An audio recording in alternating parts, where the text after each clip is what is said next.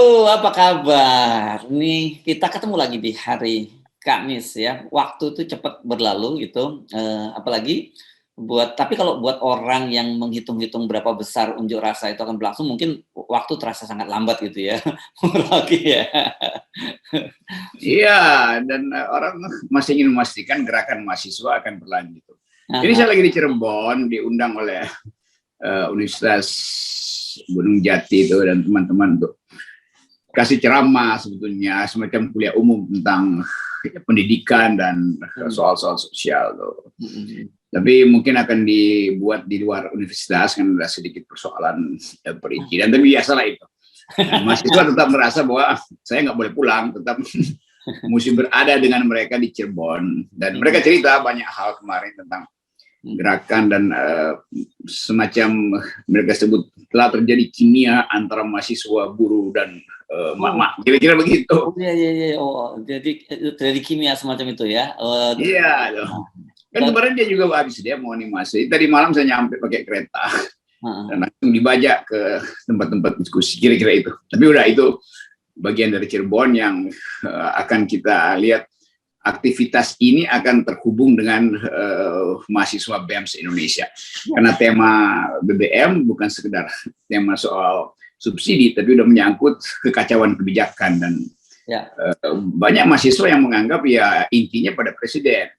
Jadi bayangkan misalnya mahasiswa Trisakti akhirnya bawa spanduk besar-besar, turunkan Jokowi dan mulai nyanyi Jokowi turun gitu.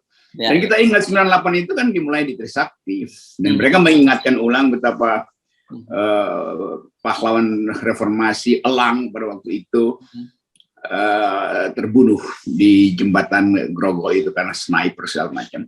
Dan peristiwa itu tentu membekas pada publik dan itu mengingatkan kembali tentang fungsi dari mahasiswa di dalam mengupayakan perubahan sosial itu.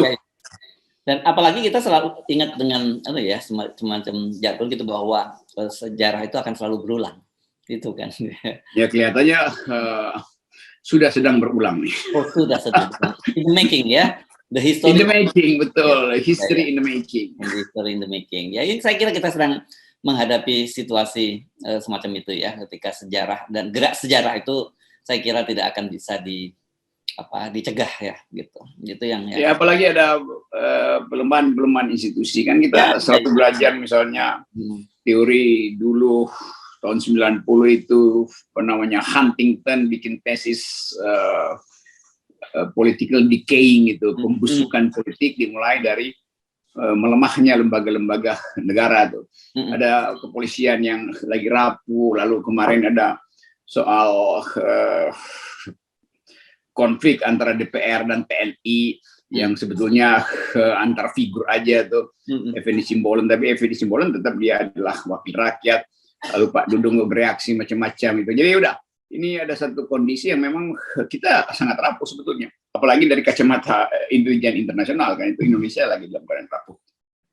Nah itu dia, jadi saya kebetulan kemarin juga memandu sebuah diskusi, sebenarnya di kami Koalisi Aksi Menyelamatkan Indonesia, sebenarnya diskusinya tidak ada kaitannya dengan masalah Pak Dudung, Sambo dan sebagainya gitu ya, ini masalah soal BBM, tetapi tentu saja karena banyak wartawan yang hadir, ya mereka pasti ingin tahu pendapat Pak Gatot gitu ya, dan Pak Gatot juga menyampaikan juga bahwa apa yang disampaikan oleh Effendi Simbolon dalam sebuah forum yang terbuka di Komisi 1 rapat kerja dan siarkan secara langsung, kemudian menyatakan ada disharmoni antara pimpinan TNI itu kan bagi intelijen itu jadi valid. Pasti intelijen sudah mengendus itu. Tapi dengan adanya pernyataan dari anggota Komisi 1 DPR ini kan semacam konfirmasi buat mereka kan.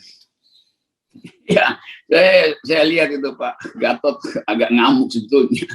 Karena tentu ada yang disebut esprit de corps yang terganggu. Tapi saya bisa pahami, prajurit pasti marah itu karena diucapkan terbuka dan dituduh gerombolan. Itu tentu bahkan secara personal menganggap kok nggak hargai ya keadaan kita hari ini. Jadi itu satu soal tuh. Jadi perspektif prajurit itu sah. Walaupun nanti akan dicari keterangan kenapa prajurit itu tiba-tiba secara masif itu lakukan tindakan yang mengejar sebetulnya dalam tanda petik pernyataan dari Effendi Simbolon yang kemudian terbuka bahwa itu adalah perintah secara tidak langsung atau maupun langsung, atau bahkan orang anggap itu suruhan langsung dari KSAD. Nah itu juga yang berbahaya tuh kalau KSAD mengambil inisiatif untuk memasukkan ketersinggungan TNI ke dalam wilayah yang juga sangat peka. Karena ini bukan sekedar TNI, ANSI, tapi juga orang Indonesia merasa bahwa kok ada ancaman gitu ya.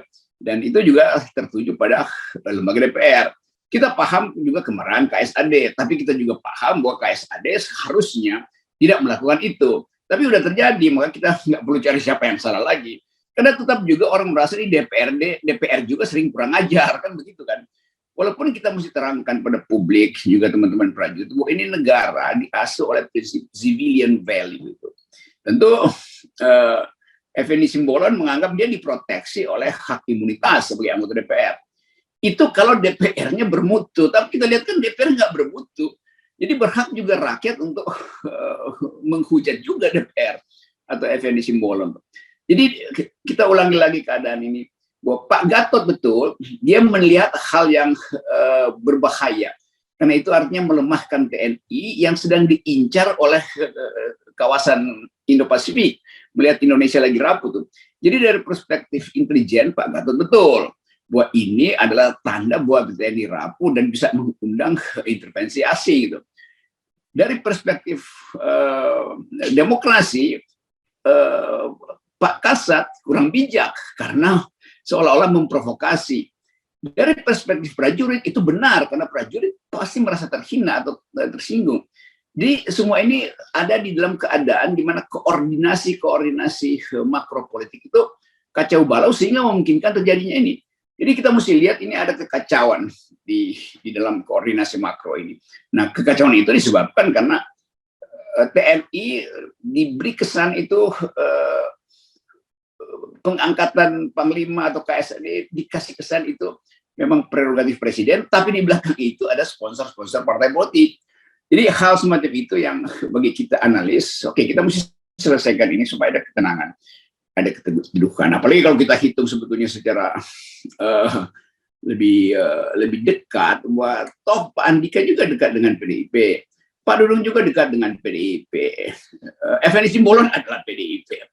Jadi kalau bilang PDIP man, kira-kira, lalu orang anggap loh itu kenapa terjadi sinyal semacam itu? Apa semuanya ingin dapat semacam asosiasi dengan partai politik?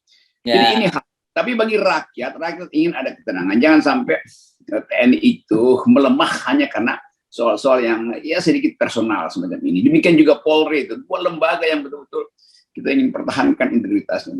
Jadi ya kita hanya beri salam pada teman-teman prajurit yang merasa sedikit terganggu emosinya tuh karena seolah-olah atau memang merasa dilecehkan oleh saudara Effendi Simbolon. Tapi Effendi Simbolon juga udah minta maaf. Jadi sangat bagus sebetulnya kalau lakukan pertemuan antara Effendi Simbolon atau PDIP bahkan dengan Pak Dudung dan Pak Andika, lalu selesai masalahnya kan. Itu solusi bijaknya begitu. Iya. Oke, ini menarik yang Anda sebut tadi atau apa ya?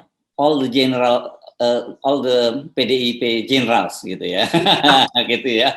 Karena betul Anda sampaikan, tentu kita ngelihat Andika ini karena kaitannya dengan mertuanya Pak Hendro Priyono yang sangat dekat dengan Ibu Megawati dan sejarahnya panjang gitu ya, sejak masa Orde Baru dulu kan. Yes, itu Hendro Priyono dari masa Orde Baru kita tahu. Iya.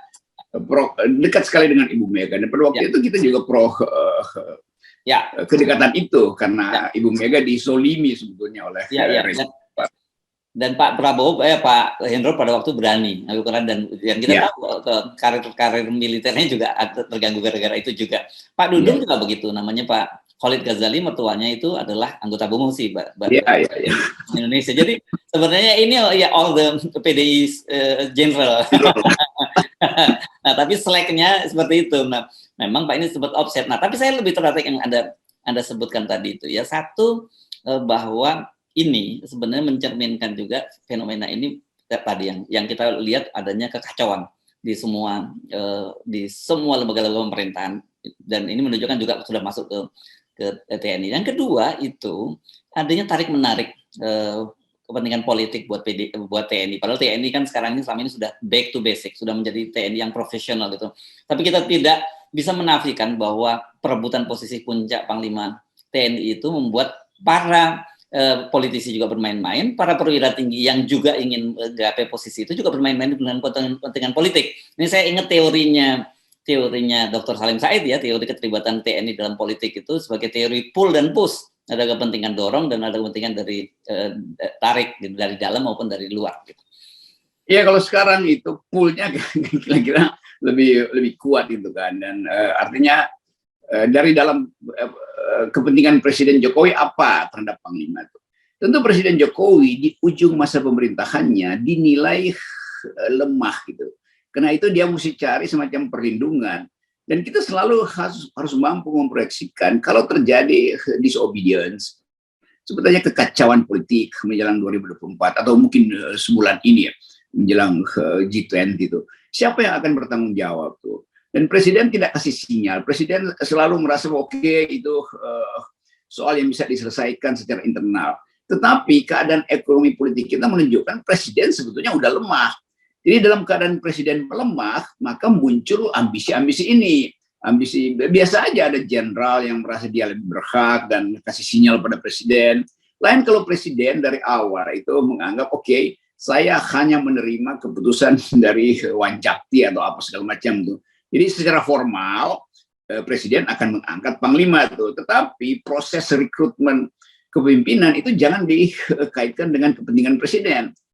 Kan ini kepentingan negara itu. Presiden sebagai simbol kepala negara sekaligus ex officio Panglima tertinggi. Tetapi sinyal politik nggak boleh masuk sehingga tidak ada persaingan di antara jenderal yang memang berlebih sekarang. Berapa jenderalnya mungkin udah 100 itu. Ya banyak sekali sekarang jenderal. Iya itu bintang 1, bintang 2, bintang 3 tuh. Demikian juga yang di bawah itu, yang lapisan berikutnya kan juga menunggu sirkulasi di dalam kepemimpinan tuh. Bayangkan lihat kolonel mungkin udah 1000 itu yang menanti soal-soal macam itu. Sementara prajurit tentu nggak terlibat di situ. Prajurit hanya ingin melihat bahwa institusi TNI itu tangguh sehingga dia bisa bangga sebagai prajurit NKRI. Nah, hal-hal semacam ini yang mesti masuk dalam kepala Presiden tuh. Supaya Presiden paham bahwa TNI ini adalah lembaga negara. Jadi jangan sekalipun ada sinyal politik, like and dislike, favoritisme segala macam. Biarkan TNI tumbuh dan rakyat tentu menginginkan seluruh kapasitas TNI itu hanya dipakai untuk melindungi negara. Bukan untuk melindungi kekuasaan atau seorang politisi itu. Itu saya kira dasar berpikirnya harus mulai dari situ. Iya. Nah, jadi kalau kita lihat apa yang terjadi ini memang perlu ada hal yang dibenahi. Tadi Anda menyarankan bertemu bertiga dan sebagainya. Karena sekarang ini kan baru dia ketemu dengan Pak Andika, Jenderal Andika. Tapi kan sebenarnya kita tahu yang punya ketersinggungan sangat kuat dalam kasus Effendi Simbolon adalah Pak Dudung. Kan gitu. Jadi memang perlu diselesaikan ini secara internal, dan saya kira kalau ini ditunda itu malah makin ketegangan itu makin mengendap, dan meskipun kita tahu permintaan maaf itu tidak akan menghilangkan luka yang ditinggalkan, tapi tetap saja bisa menurunkan ketegangan kan. Ya itu pentingnya harus cepat-cepat. Pak Effendi Simbolon dengan segera menemui Panglima TNI dan mungkin sekarang udah bertemu dengan Pak Dudung. Selasa kemarin Bung Rocky, sudah hari Selasa kemarin ya. Jadi penyelesaian di tingkat para pemimpin ini harus disaksikan rakyat, terutama prajurit, supaya salam komando itu betul-betul legah tuh. Jadi Effendi bilang oke, dia merasa bersalah karena terlalu jauh memakai kata-kata yang menyakiti itu. Hal yang kalau di luar negeri ya biasa aja tuh, karena udah terlatih di dalam soal dividend value. Tapi kita tetap masih dalam suasana transisi itu, dan kesejahteraan prajurit itu yang harus diutamakan. Ini soal yang seringkali juga dibandingkan dengan kesejahteraan prajurit TNI dan kesejahteraan Polri agak berbeda, kira-kira begitu kan. Jadi kalau saya boleh terangkan, ini ada luapan emosi yang bukan sekedar karena kasusnya Effendi Simbolon, tapi di belakang itu ada hal yang akhirnya harus kita periksa, soal pelembagaan sosial di dalam TNI itu. terutama jaminan hari depan, kesejahteraan, barak-barak prajurit segala macam, masa depan anak-anak mereka. Jadi ini yang akhirnya di satu soal yang kadang-kala juga bikin frustrasi tuh. Ada Papua yang masih terus dipantau oleh internasional soal situasi hak asasi manusia di Papua tuh. Jadi frustrasi ini memang akhirnya dia mau cari outlet. Nah, outletnya kemarin adalah pada Effendi Simbolon.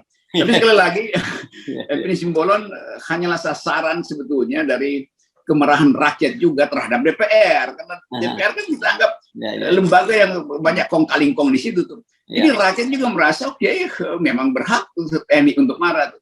Karena rakyat ingin menyalurkan kemarahan, nggak bisa tuh. Karena kan DPR harusnya mengawasi kekuasaan, mengawasi harga BBM segala macam tuh. Jadi rakyat bertepuk tangan bahwa oke, prajurit TNI yang justru menyuarakan rakyat dalam bentuk kemarahan itu tuh. Dandim langsung memimpin protes itu satu sinyal aja. Tapi kita akan baca bahwa dalam 2-3 hari ini tentu akan dipulihkan kembali. Kan TNI lembaga yang sangat rasional dan paham bahwa kalau udah diselesaikan di atas itu pasti di bawah juga selesai. Jadi mudah-mudahan itu tercapai, bukan rekonsiliasi tapi saling pemahaman tentang fungsi itu. Dan sekaligus DPR coba ubah citranya tuh. Jangan sekedar jadi stempel kekuasaan, dan itu bikin marah rakyat. Oke, nah, menurut saya jauh lebih menarik itu yang apa Anda sebutkan tadi ya, bahwa persoalan Effendi Simbolon dengan Pak Dudung atau dengan Panglima TNI itu mudah, bisa selesaikan lah. Dengan Panglima TNI clear, sudah ketemu katanya hari Selasa lalu, dan kemudian Effendi Simbolon minta maaf. Dengan Pak Dudung saya kira meskipun belum bertemu, Pak Dudung juga menyatakan kalau sudah minta maaf, minta disudahi. Tapi yang tadi yang Anda sebut tadi, problem di kalangan prajurit gitu ya, problem kesejahteraan, problem ketimpangan, problem ketidakpuasan gitu. Mereka melihat masalah lembaga lain yang juga justru banyak mendapat privilege gitu, dan kemudian dia juga melihat bagaimana apa yang terjadi dengan kepolisian sekarang terbukti ya, misalnya soal penguasaan mereka yang luar biasa sampai kasus judi dan sebagainya. Ya, saya kira ini jauh lebih serius pembenahannya ketimbang soal yang tadi itu antara Effendi Simbolon dengan Pak Dudung. Itu pentingnya kita baca psikologi prajurit. Dalam teori psikologi namanya ini sublimasi. Sublimasi artinya dipindahkan masalahnya lalu meledak pada Effendi Simbolon tuh. Jadi keadaan psikososiologis ini juga mesti diperhatikan oleh kekuasaan, oleh pemerintah. Karena ini bisa berulang nanti dengan skala yang lebih tak terkontrol lagi tuh. Karena selama kesejahteraan dan sebut aja rasa aman masa depan dari prajurit itu tidak dijamin, itu dengan mudah itu satu peristiwa kecil itu bisa meledak itu. Dan ya di tingkat elit gampang, udah minta maaf selesai itu. Tapi kalau permintaan maaf itu atau rekonsiliasi di elit itu atau kesepakatan di elit itu tidak menghasilkan sesuatu yang langsung dilihat sebagai jaminan kesejahteraan prajurit, itu justru akan naik lagi tuh. Kan banyak prajurit juga yang kadang-kala mesti buka warung di asramanya tuh untuk nambah penghidupan itu, sementara harga BBM naik. Jadi ojek juga, Bung Rocky. Iya, itu banyak. Dan ya, kalau saya lagi jalan naik gunung kan bertemu dengan Dandim atau komandan Babinsa itu yang memang mereka adalah rakyat yang di dalam penugasan teritorialnya itu juga mengalami kesulitan ekonomi karena harga-harga yang naik. Jadi itu kita bisa paham itu. Sebagai sesama warga negara, saya, Hersu, mahasiswa, buruh, prajurit TNI juga kena imbas dari inflasi yang diakibatkan oleh kebijakan Presiden Jokowi. Ya, jadi jangan salah diagnosenya ya. Itu kadang-kadang itu kalau salah diagnosa dianggap bahwa itu persoalan sudah selesai, tetapi sebenarnya luka dalam itu belum tersembuhkan, dan ini jauh lebih serius. Oke, Bung Rocky, terima kasih Bung Rocky, dan tetap kita kawal dengan 0%. 0% kan emosi. Yes, oke.